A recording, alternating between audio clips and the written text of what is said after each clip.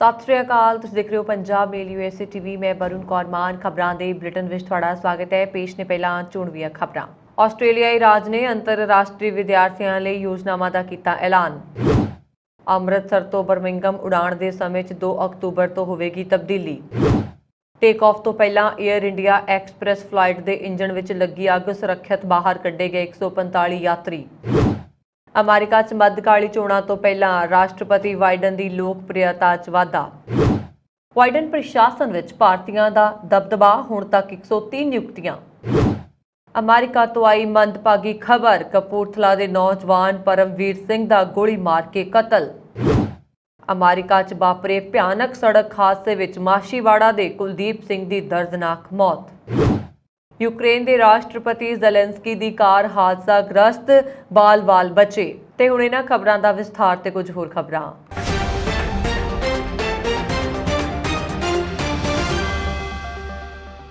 अंतरराष्ट्रीय विद्यार्थियों लई आस्ट्रेलिया तो चंगी खबर है। पश्चिमी आस्ट्रेलिया की सरकार ने बुधवार नूं राज दे अंतरराष्ट्रीय सिੱਖਿਆ ਖੇਤਰ ਨੂੰ ਮੁੜ ਸੁਰਜੀਤ ਕਰਨ ਦੇ ਉਦੇਸ਼ ਨਾਲ ਕੁੱਲ 16.8 ਮਿਲੀਅਨ ਆਸਟ੍ਰੇਲੀਅਨ ਡਾਲਰ ਦੀਆਂ कई योजनावां लॉन्च करने का ऐलान किया।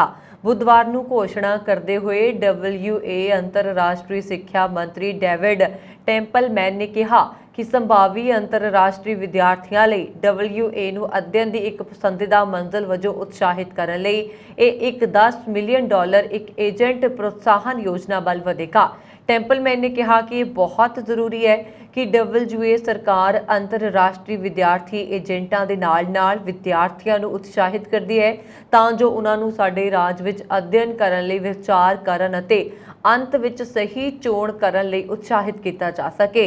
यह स्कीम एजेंटां नूं 500 आस्ट्रेलियन डॉलर तो 1000 आस्ट्रेलियन डॉलर के विचकार बोनस देवेगी, जो इस गल ते निर्भर करता है कि कोई विद्यार्थी किसी वोकेशनल सिखलाई संस्था या यूनीवर्सिटी विच दाखला लैंदा है।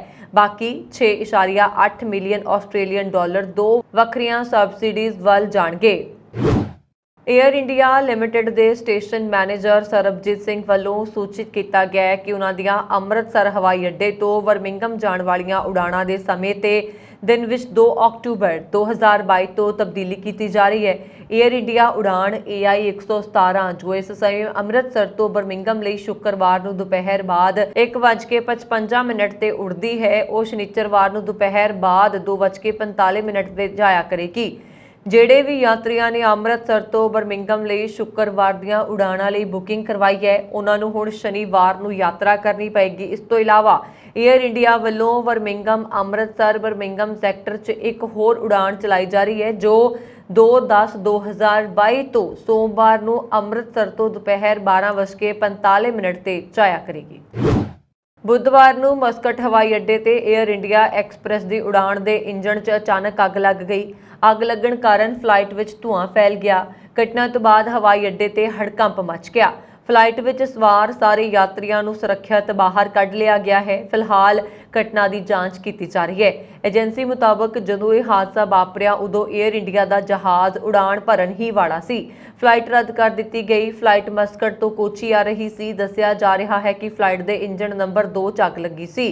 उदों फ्लाइट रनवे ते खड़ी सी। फ्लाइट विच धुआं देख के यात्रियों को तुरंत बाहर कढ़ दिता गया सी। जानकारी के मुताबक फ्लाइट विच कुल 145 यात्री सवार सन। इन्हां विच 4 नवजन्मे बच्चे भी शामिल ने। अधिकारियों ने दस्सिया कि सारे यात्रियों को सुरक्षित बाहर कढ़ लिया गया है, किसी को सट नहीं लगी। DGCA के एक अधिकारी ने कहा कि टेक ऑफ तो पहला इंजन नंबर 2 विच अग लग गई और धुआं दिखाई देन लगा। इस तो बाद सारे यात्री चालक दल के मैंबरों को टैक्सी वे तो बाहर कढ़िया गया। बचाव दौरान कोई जख्मी नहीं होया। स्थानक रिपोर्टां मुताबक जहाज़ के इंजन 'ਚ धुआं देखने तो बाद यात्रियों 'ਚ दहशत फैल गई। अधिकारियों ने कहा कि यात्रियों लिए एक होर फ्लाइट का प्रबंध किया जाएगा। फिलहाल जहाज़ नूं टैक्सी वे ते खड़ा कर दिता गया सी अते अगलेरी जांच की जा रही है। अमेरिका के राष्ट्रपति जो बाइडन की लोकप्रियता 'ਚ ਪਹਿਲਾਂ ਦੀ तुलना 'ਚ काफ़ी सुधार होया है, पर अर्थ व्यवस्था ਨੂੰ संभालण ਦੇ ਉਹਨਾਂ ਦੇ ਤਰੀਕਿਆਂ ਨੂੰ ਲੈ ਕੇ ਚਿੰਤਾਵਾਂ ਬਰਕਰਾਰ ਨੇ। Associated press NORC centre for public affairs research ਦੇ ਇੱਕ ਸਰਵੇਖਣ ਵਿੱਚ ਇਹ ਗੱਲ ਸਾਹਮਣੇ ਆਈ ਹੈ। ਬਾइडन की लोकप्रियता ਵੱਧ ਕੇ 46% हो गई है, ਜੋ ਜੁਲਾਈ ਵਿੱਚ ਡਿੱਗ ਕੇ 36% ਰਹਿ ਗਈ ਸੀ। ਅਜਿਹਾ ਨਵੰਬਰ ਵਿੱਚ ਹੋਣ ਵਾਲੀਆਂ ਮੱਧਕਾਲੀ ਚੋਣਾਂ ਤੋਂ ਕੇਵਲ 2 ਮਹੀਨੇ ਪਹਿਲਾਂ ਡੈਮੋਕ੍ਰੇਟਸ ਮੈਂਬਰਾਂ ਵਿਚਾਲੇ ਉਹਨਾਂ ਦੇ ਸਮਰਥਨ 'ਚ ਵਾਧੇ ਕਾਰਨ ਹੋਇਆ। ਰਾਸ਼ਟਰਪਤੀ ਦੀ ਲੋਕਪ੍ਰਿਯਤਾ ਦਾ ਪੱਧਰ ਅਜੇ ਵੀ ਬਹੁਤ ਘੱਟ ਹੈ। 53% ਅਮਰੀਕੀ ਬਾਲਗਾਂ ਵਿੱਚ ਉਹ ਪ੍ਰਸਿੱਧ ਨਹੀਂ ਹਨ ਅਤੇ ਅਰਥ ਵਿਵਸਥਾ ਅਜੇ ਵੀ ਬਾਈਡਨ ਲਈ ਚੁਣੌਤੀ ਬਣੀ ਹੋਈ ਹੈ। ਕੇਵਲ 38% ਲੋਕ ਮੰਨਦੇ ਨੇ ਕਿ ਬਾਈਡਨ ਅਰਥ ਵਿਵਸਥਾ ਨੂੰ ਵਿਕਸਿਤ ਕਰਨ ਵਿੱਚ ਸਹੀ ਕੰਮ ਕਰ ਰਹੇ ਨੇ।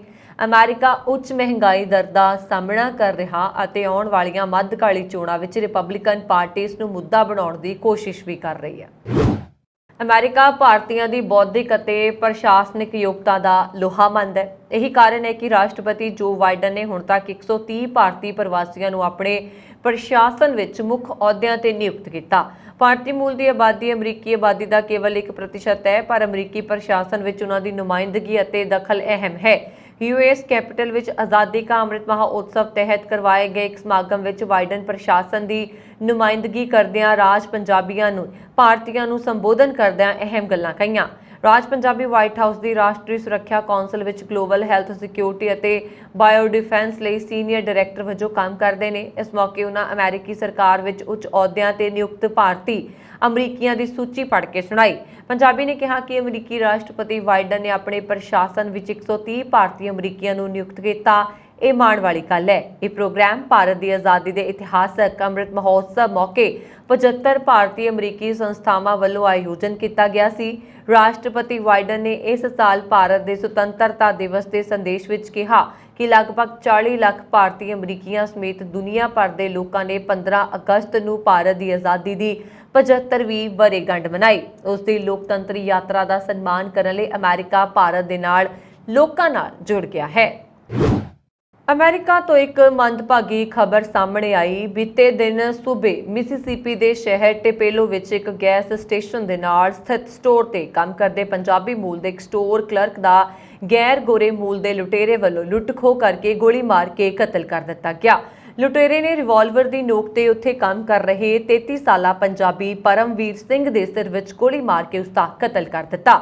ਲੁਟੇਰੇ ਦੀ ਪਛਾਣ ਕ੍ਰਿਸ਼ ਕਾਪਲੈਂਡ ਵਜੋਂ ਹੋਈ ਹੈ। ਉਧਰ ਕੈਮਰਿਆਂ ਦੀ ਫੁਟੇਜ ਦੀ ਜਾਂਚ ਮੁਤਾਬਕ ਸਟੋਰ ਕਲਰਕ ਨੇ ਉਸ ਨਾਲ ਕੋਈ ਵੀ ਤਕਰਾਰ ਨਹੀਂ ਕੀਤੀ। ਉਸਨੇ ਡਕੈਤੀ ਦੀ ਕੋਸ਼ਿਸ਼ ਦੌਰਾਨ ਪਰਮਵੀਰ ਸਿੰਘ ਦੇ ਸਿਰ ਵਿੱਚ ਗੋਲੀ ਮਾਰ ਦਿੱਤੀ।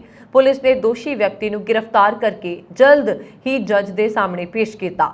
ਪੁਲਿਸ ਨੇ ਕਿਹਾ ਕਿ ਕੈਮਰਿਆਂ ਦੀ ਫੁਟੇਜ ਦੀ ਛਾਣਬੀਣ ਕਰਨ ਤੇ ਪਾਇਆ ਗਿਆ ਕਿ ਪਰਮਵੀਰ ਸਿੰਘ ਨੇ ਕ੍ਰਿਸ਼ ਕਾਪਲੈਂਡ ਨੂੰ ਕੁਝ ਪੈਸੇ ਦਿੱਤੇ ਅਤੇ ਫਿਰ ਆਪਣੀ ਜਾਨ ਬਚਾਉਣ ਲਈ ਤਿਜੋਰੀ ਖੋਲ ਦਿੱਤੀ। ਕ੍ਰਿਸ਼ ਕਾਪਲੈਂਡ ਨੇ ਫਿਰ ਵੀ ਕਲਰਕ ਸਿੰਘ ਨੂੰ ਫਰਸ਼ ਤੇ ਜਾਣ ਦਾ ਹੁਕਮ ਦਿੱਤਾ ਅਤੇ ਕਾਊਂਟਰ ਤੇ ਛਾਲ ਮਾਰ ਕੇ ਪੀੜਤ ਨੂੰ ਗੋਲੀ ਮਾਰ ਦਿੱਤੀ। ਪੁਲਿਸ ਨੇ ਕਾਤਲ ਕਾਪਲੈਂਡ ਨੂੰ ਗ੍ਰਿਫਤਾਰ ਕਰ ਲਿਆ ਹੈ ਅਤੇ ਫਿਲਹਾਲ ਉਹ ਜੇਲ੍ਹ ਵਿੱਚ ਹੈ। ਪੁਲਿਸ ਅਨੁਸਾਰ ਕਤਲ ਕਰਨ ਵਾਲੇ ਕ੍ਰਿਸ਼ ਕਾਪਲੈਂਡ ਨਾਂ ਦੇ ਗੈਰ ਗੋਰੇ ਮੂਲ ਦੇ ਵਿਅਕਤੀ ਦਾ ਅਪਰਾਧਿਕ ਇਤਿਹਾਸ ਹੈ। ਉਸ ਦੇ ਇਸ ਤੋਂ ਪਹਿਲਾਂ ਵੀ ਚੋਰੀ ਦੇ ਕਈ ਦੋਸ਼ ਸਨ। ਮਾਰੇ ਗਏ ਪਰਮਵੀਰ ਸਿੰਘ ਦਾ ਪੰਜਾਬ ਤੋਂ ਪਿਛੋਕੜ ਜ਼ਿਲ੍ਹਾ ਕਪੂਰਥਲਾ ਦਾ ਪਿੰਡ ਟੱਪਈ ਦੱਸਿਆ ਜਾਂਦਾ ਹੈ, ਜੋ ਮਾਪਿਆਂ ਦਾ ਇਕਲੌਤਾ ਪੁੱਤਰ ਸੀ। ਮਾਸ਼ੀਵਾੜਾ ਦੇ ਨੇੜਲੇ ਪਿੰਡ ਦੌਲਤਪੁਰ ਦਾ ਜੰਪਲ ਕੁਲਦੀਪ ਸਿੰਘ, ਜੋ ਕਿ ਇਸ ਸਮੇਂ ਅਮਰੀਕਾ ਦੇ ਸ਼ਹਿਰ ਕੈਲੀਫੋਰਨੀਆ ਦਾ ਵਾਸੀ ਸੀ, ਇੱਕ ਭਿਆਨਕ ਸੜਕ ਹਾਦਸੇ ਵਿੱਚ ਉਸ ਦੀ ਮੌਤ ਹੋ ਗਈ। ਪ੍ਰਾਪਤ ਜਾਣਕਾਰੀ ਦੇ ਅਨੁਸਾਰ ਕੁਲਦੀਪ ਸਿੰਘ ਅਮਰੀਕਾ ਵਿਖੇ ਟਰਾਲਾ ਚਲਾਉਣ ਦਾ ਕੰਮ ਕਰਦਾ ਸੀ ਅਤੇ ਉਹ ਸਮਾਨ ਲੈ ਕੇ ਮੈਕਸੀਕੋ ਬਾਰਡਰ ਨੇੜੇ ਜਾ ਰਿਹਾ ਸੀ। ਉਸ ਦਾ ਇਹ ਵਾਹਨ ਹਾਦਸੇ ਦਾ ਸ਼ਿਕਾਰ ਹੋ ਗਿਆ।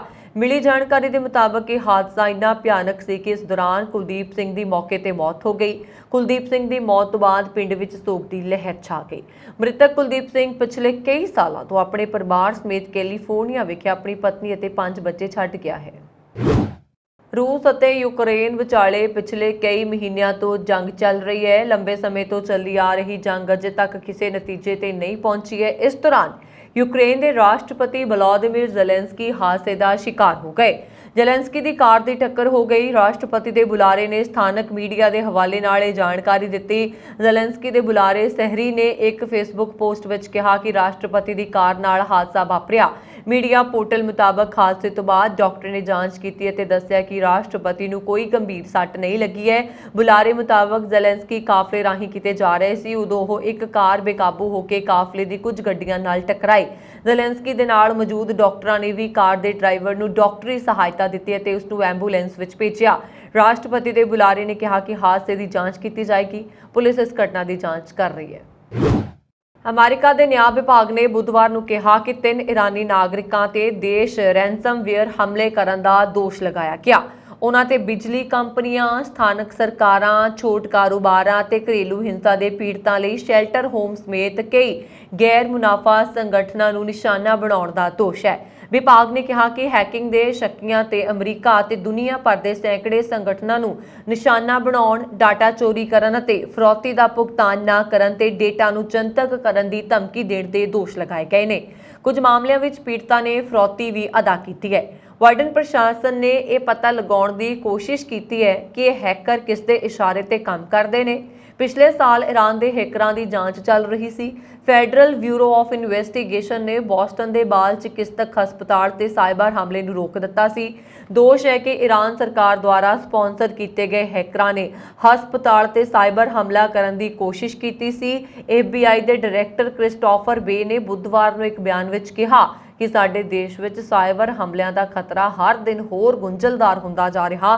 ਅੱਜ ਦੇ ਐਲਾਨ ਤੋਂ ਸਪਸ਼ਟ ਹੈ ਕਿ ਇਹ ਖਤਰਾ ਸਥਾਨਕ ਅਤੇ ਗਲੋਬਲ ਦੋਵੇਂ ਤਰ੍ਹਾਂ ਦਾ ਹੈ। ਅਸੀਂ ਇਸ ਨੂੰ ਨਜ਼ਰਅੰਦਾਜ਼ ਨਹੀਂ ਕਰ ਸਕਦੇ ਹਾਂ ਤੇ ਨਾ ਹੀ ਅਸੀਂ ਆਪਣੇ ਦਮ ਤੇ ਇਸ ਨਾਲ ਲੜ ਸਕਦੇ ਹਾਂ। ਨਿਆਂ ਵਿਭਾਗ ਦੇ ਇੱਕ ਸੀਨੀਅਰ ਅਧਿਕਾਰੀ ਨੇ ਆਪਣਾ ਨਾਮ ਗੁਪਤ ਰੱਖਣ ਦੀ ਸ਼ਰਤ ਤੇ ਦੱਸਿਆ ਕਿ ਮੰਨਿਆ ਜਾ ਰਿਹਾ ਕਿ ਬੁੱਧਵਾਰ ਨੂੰ ਹੋਏ ਮੁਕੱਦਮੇ 'ਚ ਜਿਨ੍ਹਾਂ ਹੈਕਰਾਂ ਦਾ ਨਾਮ ਲਿਆ ਗਿਆ ਉਹ ਈਰਾਨ ਸਰਕਾਰ ਦੀ ਤਰਫੋਂ ਕੰਮ ਨਹੀਂ ਕਰ ਰਹੇ ਸਨ, ਸਗੋਂ ਉਹ ਆਪਣੇ ਵਿੱਤੀ ਲਾਭ ਲਈ ਕੰਮ ਕਰ ਰਹੇ ਸਨ ਅਤੇ ਇਹਨਾਂ ਨੇ ਜਿਹੜੇ ਲੋਕਾਂ ਨੂੰ ਸ਼ਿਕਾਰ ਬਣਾਇਆ ਸੀ ਉਹਨਾਂ ਵਿੱਚੋਂ ਕੁਝ ਈਰਾਨ ਦੇ ਸਨ। ਅਮਰੀਕਾ ਨੇ ਦਾਅਵਾ ਕੀਤਾ ਹੈ ਕਿ ਉਸਨੇ ਹੜ੍ਹ ਦੇ ਝੰਬੇ ਪਾਕਿਸਤਾਨ ਵਿੱਚ ਸਪਲਾਈ ਤੇ ਹੋਰ ਸਾਜ਼ੋ ਸਮਾਨ ਦੇ ਰੂਪ ਵਿੱਚ 10 ਲੱਖ ਪਾਉਂਡ ਤੋਂ ਵੱਧ ਦੀ ਮਨੁੱਖੀ ਇਮਦਾਦ ਭੇਜੀ ਹੈ। ਅਮਰੀਕਾ ਨੇ ਕਿਹਾ ਕਿ ਹੁਣ ਤੱਕ ਪਾਕਿਸਤਾਨ ਵਿੱਚ 10 ਮਿਸ਼ਨ ਭੇਜ ਚੁੱਕਾ ਹੈ। ਕਾਬਿਲੇ ਗੌਰ ਹੈ ਕਿ ਪਾਕਿਸਤਾਨ ਵਿੱਚ ਹੜ੍ਹਾਂ ਕਰਕੇ 1400 ਦੇ ਕਰੀਬ ਲੋਕਾਂ ਦੀ ਜਾਨ ਜਾਂਦੀ ਰਹੀ ਹੈ, ਜਦੋਂ ਕਿ 20 ਲੱਖ ਲੋਕ ਘਰੋਂ ਬੇਘਰ ਹੋ ਗਏ ਨੇ ਤੇ 4 ਲੱਖ ਏਕੜ ਜ਼ਮੀਨ ਤਬਾਹ ਹੋ ਗਈ ਹੈ। ਭਾਰਤ ਦੇ ਰੱਖਿਆ ਮੰਤਰੀ ਰਾਜਨਾਥ ਸਿੰਘ ਨੇ ਪਾਕਿਸਤਾਨ ਦੇ F-16 ਬੇੜੇ ਦੇ ਰੱਖ ਰਖਾਓ ਲਈ ਪੈਕੇਜ ਮੁਹੱਈਆ ਕਰਵਾਉਣ ਸੰਬੰਧੀ ਵਾਸ਼ਿੰਗਟਨ ਦੇ ਫੈਸਲੇ ਤੇ ਅਮਰੀਕੀ ਰੱਖਿਆ ਮੰਤਰੀ ਲਾਇਡ ਆਸਟਿਨ ਕੋਲੋਂ ਭਾਰਤ ਵੱਲੋਂ ਚਿੰਤਾ ਜ਼ਾਹਿਰ ਕੀਤੀ ਹੈ। ਰਾਜਨਾਥ ਸਿੰਘ ਨੇ ਆਸਟਿਨ ਨਾਲ ਟੈਲੀਫੋਨ ਤੇ ਹੋਈ ਗੱਲਬਾਤ ਦੌਰਾਨ ਵਾਸ਼ਿੰਗਟਨ ਦੇ ਪਾਕਿਸਤਾਨ ਨੂੰ 45 ਕਰੋੜ ਅਮਰੀਕੀ ਡਾਲਰ ਦਾ ਵਿਸ਼ੇਸ਼ ਪੈਕੇਜ ਮੁਹੱਈਆ ਕਰਵਾਉਣ ਦੇ ਫੈਸਲੇ ਸੰਬੰਧੀ ਭਾਰਤ ਦੀ ਚਿੰਤਾ ਬਾਰੇ ਜਾਣੂ ਕਰਵਾਇਆ। ਰੱਖਿਆ ਮੰਤਰੀ ਨੇ ਟਵਿੱਟਰ ਤੇ ਕਿਹਾ, ਅਮਰੀਕਾ ਦੇ ਪਾਕਿਸਤਾਨ ਦੇ F-16 ਬੇੜੇ ਦੇ ਰੱਖ ਰਖਾਓ ਲਈ ਪੈਕੇਜ ਮੁਹੱਈਆ ਕਰਵਾਉਣ ਦੇ ਫੈਸਲੇ ਬਾਰੇ ਭਾਰਤ ਦੀ ਚਿੰਤਾ ਬਾਰੇ ਮੈਂ ਅਮਰੀਕੀ ਰੱਖਿਆ ਮੰਤਰੀ ਨੂੰ ਜਾਣੂ ਕਰਵਾ ਦਿੱਤਾ ਹੈ। ਕੇਨ ਸਟਾਰ, ਜਿਸਨੇ ਸਾਬਕਾ ਰਾਸ਼ਟਰਪਤੀ ਬਿਲ ਕਲਿੰਟਨ ਦੇ ਸਮੇਂ ਵਾਈਟ ਵਾਟਰ ਦੀ ਜਾਂਚ ਦੀ ਅਗਵਾਈ ਕੀਤੀ ਸੀ, ਦੀ ਮੰਗਲਵਾਰ ਨੂੰ 76 ਸਾਲ ਦੀ ਉਮਰ ਵਿੱਚ ਹਿਊਸਟਨ, ਟੈਕਸਾਸ ਰਾਜ ਵਿੱਚ ਮੌਤ ਹੋ ਗਈ। ਉਹਨਾਂ ਦੇ ਪਰਿਵਾਰ ਨੇ ਇੱਕ ਬਿਆਨ ਵਿੱਚ ਇਹ ਜਾਣਕਾਰੀ ਦਿੱਤੀ ਹੈ। ਸਟਾਰ ਦੀ ਮੌਤ ਸਰਜਰੀ ਦੀਆਂ ਪੇਚੀਦਗੀਆਂ ਕਾਰਨ ਹਿਊਸਟਨ ਵਿਖੇ ਹੋਈ ਹੈ। ਉਹਨਾਂ ਨੇ ਪੇਪਰਡਾਈਨ ਯੂਨੀਵਰਸਿਟੀ ਸਕੂਲ ਆਫ ਲਾਅ ਦੇ ਡੀਨ ਅਤੇ ਵੇਲਰ ਯੂਨੀਵਰਸਿਟੀ ਦੇ ਪ੍ਰਧਾਨ ਵਜੋਂ ਵੀ ਸੇਵਾਵਾਂ ਨਿਭਾਈਆਂ, ਜਿਸ ਦਾ ਕਾਰਜਕਾਲ 2016 ਵਿੱਚ ਸਕੂਲ ਦੁਆਰਾ ਜਿਨਸੀ ਸ਼ੋਸ਼ਣ ਦੇ ਮਾਮਲਿਆਂ ਦੀ ਗਲਤ ਵਰਤੋਂ ਦੀ ਜਾਂਚ ਤੋਂ ਬਾਅਦ ਖਤਮ ਹੋ ਗਿਆ ਸੀ। ਮ੍ਰਿਤਕ ਕੇਨ ਸਟਾਰ ਅਮਰੀਕੀ ਰਾਸ਼ਟਰਪਤੀ ਡੋਨਾਲਡ ਟਰੰਪ ਦੀ ਕਾਨੂੰਨੀ ਟੀਮ ਦੇ ਮੈਂਬਰ ਵੀ ਰਹੇ ਨੇ, ਪਰ ਉਹ ਵਾਈਟ ਵਾਟਰ ਦੀ ਅਗਵਾਈ ਕਰਨ ਲਈ ਸਭ ਤੋਂ ਵੱਧ ਜਾਣੇ ਜਾਂਦੇ ਸਨ, ਜੋ ਕਿ ਉਸ ਸਮੇਂ ਦੇ ਰਾਸ਼ਟਰਪਤੀ ਬਿਲ ਕਲਿੰਟਨ ਅਤੇ ਪਹਿਲੀ ਮਹਿਲਾ ਹਿਲੇਰੀ ਕਲਿੰਟਨ ਦੁਆਰਾ ਰੀਅਲ ਅਸਟੇਟ ਨਿਵੇਸ਼ਾਂ ਦੀ ਜਾਂਚ ਦੇ ਰੂਪ ਵਿੱਚ ਸ਼ੁਰੂ ਹੋਈ ਸੀ। ਸਟਾਰ ਨੂੰ 1994 ਵਿੱਚ ਵਾਈਟ ਵਾਟਰ ਦੀ ਜਾਂਚ ਕਰਨ ਲਈ ਸੁਤੰਤਰ ਵਕੀਲ ਨਿਯੁਕਤ ਕੀਤਾ ਗਿਆ ਸੀ। ਅਮਰੀਕਨ ਅੰਬੈਸੀ ਦੇ 4 ਮੈਂਬਰੀ ਡਿਪਲੋਮੈਟ ਨੇ ਅਟਾਰੀ ਬਾਰਡਰ ਦਾ ਦੌਰਾ ਕੀਤਾ। ਇਸ ਦੌਰਾਨ doctor Marianne Ballard, senior agri attache American embassy, doctor Santosh Kumar Singh, senior agri Samajwadi Shrimati ਬਿਲਾਨੀ ਕੇ ਕਨਕਨਾਮਗੇ ਆਦਿ ਮਾਹਿਰ ਸ਼ਾਮਲ ਸਨ। ਉਹਨਾਂ ਨੇ ਅਮਰੀਕੀ ਦੂਤਵਾਸ ਨੇ ਸੀਮਾ ਸੁਰੱਖਿਆ ਬਲ ਦੇ ਅਧਿਕਾਰੀਆਂ ਨਾਲ ਮੁਲਾਕਾਤ ਕਰਨ ਉਪਰੰਤ ਪ੍ਰੋਟੋਕਾਲ ਅਫਸਰ ਅਟਾਰੀ ਬਾਰਡਰ ਅਰੁਣ ਮਾਹਲ ਨਾਲ ਅਟਾਰੀ ਬਾਰਡਰ ਤੇ ਭਾਰਤ-ਪਾਕਿਸਤਾਨ ਦਰਮਿਆਨ ਹੁੰਦੀ ਰੀਟਰੀਟ ਸੈਰਾਮਨੀ ਦਾ ਆਨੰਦ ਮਾਣਿਆ। ਕੈਨੇਡਾ ਦੇ ਸ਼ੈਰੀਡਨ ਕਾਲਜ ਪਲਾਜ਼ਾ ਵਿੱਚ ਬੀਤੀ 28 ਅਗਸਤ ਨੂੰ ਪੰਜਾਬੀ ਨੌਜਵਾਨਾਂ ਵਿਚਾਲੇ ਖੂਨੀ ਟਕਰਾਅ ਦੀ ਇੱਕ ਵੀਡੀਓ ਸਾਹਮਣੇ ਆਈ ਸੀ, ਜਿਸ ਵਿੱਚ ਕਿਰਪਾਨਾਂ ਨਾਲ ਵਾਰ ਕੀਤੇ ਜਾ ਰਹੇ ਸੀ। ਇਸ ਮਾਮਲੇ ਵਿੱਚ ਪੀਲ ਪੁਲਿਸ ਨੇ ਵੁੱਡਸਟਾਕ ਦੇ ਵਾਸੀ ਹਰਜੋਤ ਸਿੰਘ ਨੂੰ ਗ੍ਰਿਫਤਾਰ ਕੀਤਾ ਹੈ, ਜਿਸ ਨੂੰ 2 ਨਵੰਬਰ ਨੂੰ ਕੋਰਟ ਵਿੱਚ ਪੇਸ਼ ਕੀਤਾ ਜਾਏਗਾ। ontario ਦੀ ਪੀਲ ਓਰੀਜਨਲ ਪੁਲਿਸ ਦੇ ਜਾਂਚਕਰਤਾਵਾਂ ਨੇ ਦੱਸਿਆ ਕਿ ਬ੍ਰੈਂਪਟਨ ਦੇ ਸਟੀਲਜ਼ ਐਵਨਿਊ ਤੇ ਮੈਕਲਫਲਿਨ ਰੋਡ ਖੇਤਰ ਵਿੱਚ ਹੋਈ ਇਸ ਲੜਾਈ ਦੇ ਮਾਮਲੇ 'ਚ ਵੁੱਡਸਟਾਕ ਦੇ ਵਾਸੀ 25 ਸਾਲਾ ਹਰਜੋਤ ਸਿੰਘ ਨੂੰ ਹਿਰਾਸਤ ਵਿੱਚ ਲਿਆ ਗਿਆ, ਜਿਹੜਾ ਕਿ ਲੜਾਈ ਦੀ ਵੀਡੀਓ 'ਚ ਕਿਰਪਾਨ ਲਹਿਰਾਉਂਦਾ ਹੋਇਆ ਨਜ਼ਰ ਆ ਰਿਹਾ ਸੀ।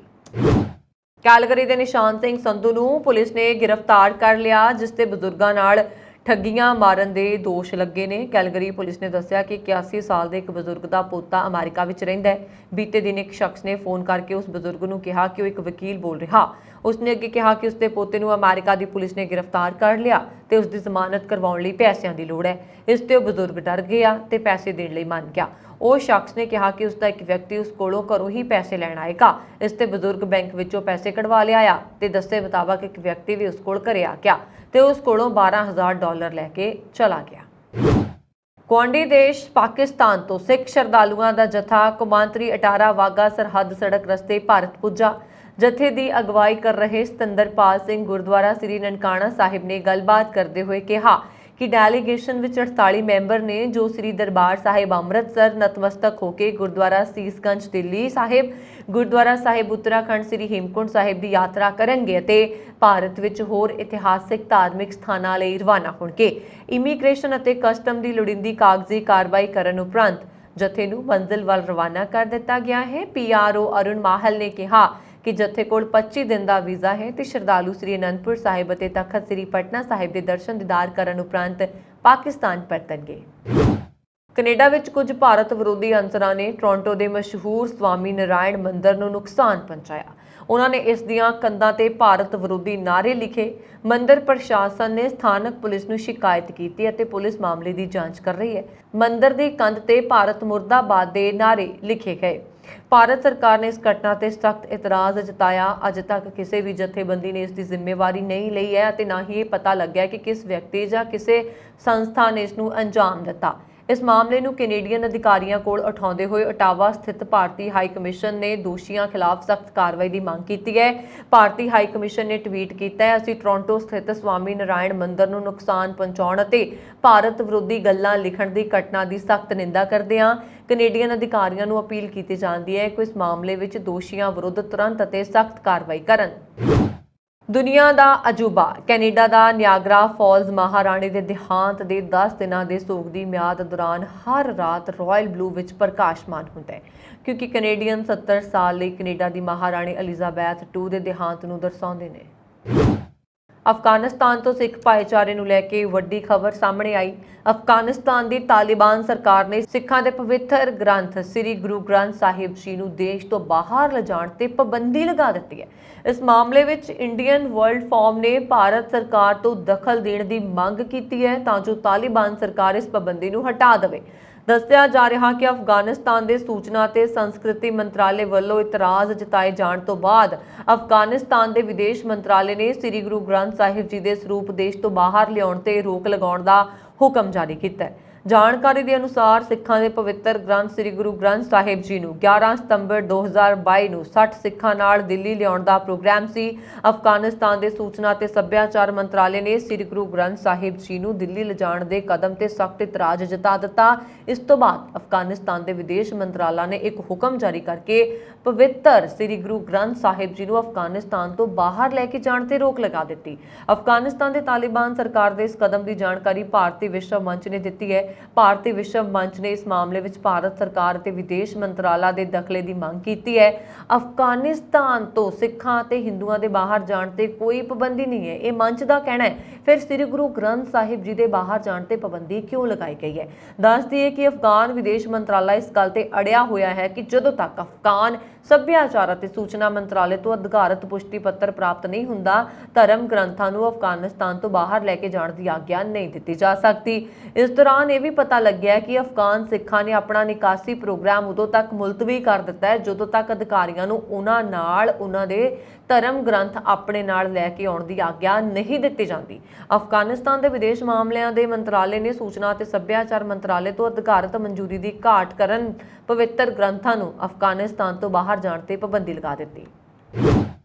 ਵਿਸ਼ਵ ਸਿਹਤ ਸੰਗਠਨ ਨੇ ਸੰਭਾਵਨਾ ਜਤਾਈ ਹੈ ਕਿ ਮਹਾਮਾਰੀ ਜਲਦੀ ਖਤਮ ਹੋ ਸਕਦੀ ਹੈ। WHO ਦੇ ਮੁਖੀ ਡਾਕਟਰ ਟੈਡਰੋਸ ਨੇ ਕਿਹਾ ਕਿ ਪਿਛਲੇ ਹਫ਼ਤੇ ਮਾਰਚ 2020 ਤੋਂ ਬਾਅਦ ਕੋਵਿਡ-19 ਕਾਰਨ ਸਭ ਤੋਂ ਘੱਟ ਮੌਤਾਂ ਹੋਈਆਂ, ਜਿਸ ਕਾਰਨ ਉਹਨਾਂ ਨੇ ਸੰਭਾਵਨਾ ਪ੍ਰਗਟਾਈ ਹੈ ਕਿ ਇਹ ਮਹਾਮਾਰੀ ਜਲਦੀ ਹੀ ਖਤਮ ਹੋ ਸਕਦੀ ਹੈ। ਮਹਾਮਾਰੀ ਦੇ ਖਤਮ ਹੋਣ ਦੇ ਡਰ ਨਾਲ ਟੈਡਰੋਸ ਨੇ ਚੇਤਾਵਨੀ ਦਿੱਤੀ ਹੈ ਕਿ ਉਹਨਾਂ ਨੇ ਕਿਹਾ ਇਸ ਸਮੇਂ ਇਨਫੈਕਸ਼ਨ ਦੇ ਮਾਮਲੇ ਬਹੁਤ ਘੱਟ ਨੇ, ਸਾਨੂੰ ਅਜੇ ਵੀ ਸਾਵਧਾਨ ਰਹਿਣ ਦੀ ਲੋੜ ਹੈ ਕਿਉਂਕਿ ਅਜੇ ਵੀ ਕਰੋਨਾ ਦੇ ਨਵੇਂ ਰੂਪ ਸਾਹਮਣੇ ਆ ਸਕਦੇ ਨੇ, ਜਿਸ ਕਾਰਨ ਸਥਿਤੀ ਇੱਕ ਵਾਰੀ ਫਿਰ चिंताजनक बन सकती है। इस दौरान WHO ने अगले 6 महीनों लिए नीति जारी की है, जिस विच दस्सिया गया है कि महामारी के अंत तक दुनिया के सारे वड्डे देशों को किहड़े नियमों की सख्ती नाल पालना करनी चाहिए है। WHO द्वारा जारी की गई 6 महीनों की नीति पिछले 32 महीनों के अनुभवों का संखेप सार दिंदी है। नीति दसदी है कि जाना बचाउण, सेहत प्रणाली की रक्षा करन अते समाजिक ते आर्थिक विघन तो बचाउण लई सब तो वधिया की कीता जांदा है। विश्व सेहत संगठन ने सारे देशों दीयां सरकारां नूं भविख दीयां आफतां लई हमेशा तैयार रहण दी अपील की है। इस दे लई उन्हां नूं अपने देश के सेहत ढांचे नूं मजबूत करना चाहिए तां जो किसी भी एमरजेंसी का सामना किया जा सके। संस्था वालों जारी नीति विच सेहत कर्मचारियों की सिखलाई समेत उच्च पद्धरी जानकारी भरपूर समग्री तैयार करने लई भी कहा गया है। पायलट ते कैबिन क्रू के मैंबरों समेत सारे जहाज़ों के कर्मचारियों का 15 अक्तूबर तो ब्रेथ एनालाइजर टेस्ट किया जाएगा। दस्सणयोग है कि महामारी के कारण हवाई जहाज़ के कर्मचारियों लिए ब्रेथ एनालाइजर टेस्ट 50% तक सीमित कर दिता गया सी। हुण डायरैक्टोरेट जनरल ऑफ सिविल एविएशन ने अपने नवे आदेश में कहा कि सारे पायलटों ते कैबिन क्रू मैंबरों को 15 अक्तूबर तो ब्रेथ एनालाइजर टेस्ट करवाना होएगा। यह टेस्ट ये देखने लिए किया जाता है कि चालक दल के मैंबरों ने शराब पीती है या नहीं। दरअसल दिल्ली हाई कोर्ट ने एक सौदे हुए हुक्म विच कहा है कि directorate general of civil aviation DGCA द्वारा जारी निर्देशों अनुसार शराब की खपत की जांच करने लई एयर ट्रैफिक कंट्रोलरां, वपारक पायलटां, चालक दल अते होर स्टाफ मैंबरों द्वारा करवाए जाने वाले साह विश्लेषक टेस्ट जारी रहणगे। सिंगापुर विच भारती मूल के जसविंदर सिंह नूं स्थानक दुकान तो कोका कोला के 3 कैन चोरी करने के मामले विच 6 हफ्ते की जेल की सज़ा सुनाई गई है।